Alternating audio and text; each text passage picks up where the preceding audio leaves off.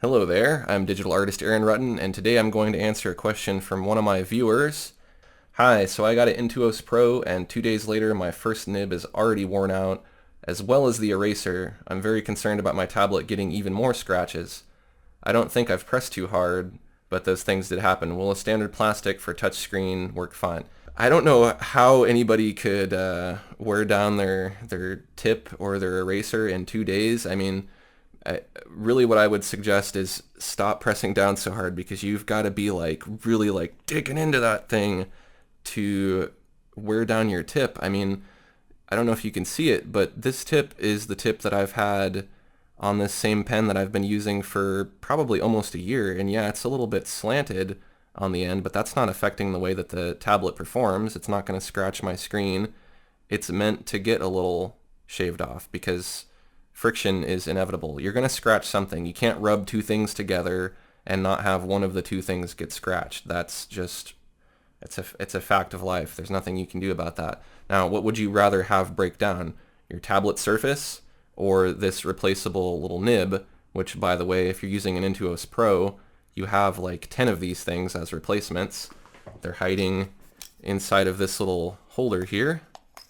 You can take the top off, and there's your replacement nibs. So these nibs should last you a while. I draw a lot more than the average person. I draw pretty much every day, and given I'm using a Cintiq 24 HD, which has kind of a smoother screen, but even with the Intuos Pro, that does wear down a little bit faster because it has a grainy paper-like surface. You're still going to, you're going to wear down nibs, but they're not going to wear down within a couple days. They really shouldn't, and there must be something you're doing wrong. Now, you can adjust your pen pressure within your Wacom tablet properties, and you can make it so you don't have to press down so hard. Other things you can do are think about the way that you paint. Maybe what you're doing when you're shading could be accomplished with an airbrush faster than going over and over and over and over and over again with like a pencil or something to get that same shading effect. That's obviously going to wear down your pen more. Also with the eraser, use the eraser more, or use the undo and don't erase. There's a lot of things that you can do to prevent this nib from wearing down, but it is inevitably going to wear down and you're going to have to replace it. Now, if you're using the Wacom Intuos, like the Pen and Touch, on the back of that tablet there's a little slot that slides out, a little compartment, and that holds some replacement nibs for that tablet. And if you're using a non-Wacom tablet, it probably came with nibs too.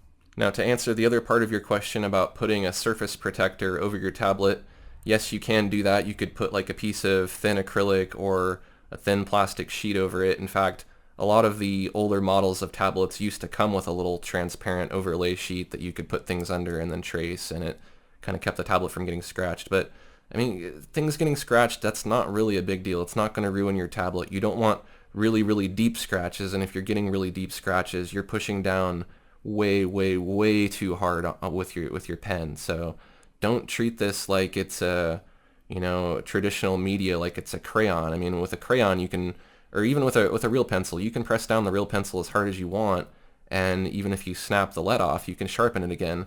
This thing you don't want to press that hard with because you don't want to, snap the end off of this or wear down the tip faster than you need to. So I hope that answers your question.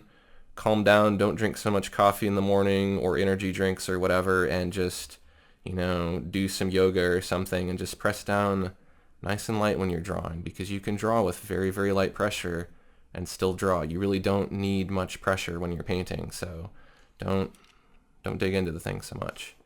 If you found this information helpful, take a quick second to like this video and share it with your friends, and don't forget to click that subscribe button to get updates when I release new videos. Thanks for watching, and I'll see you next time.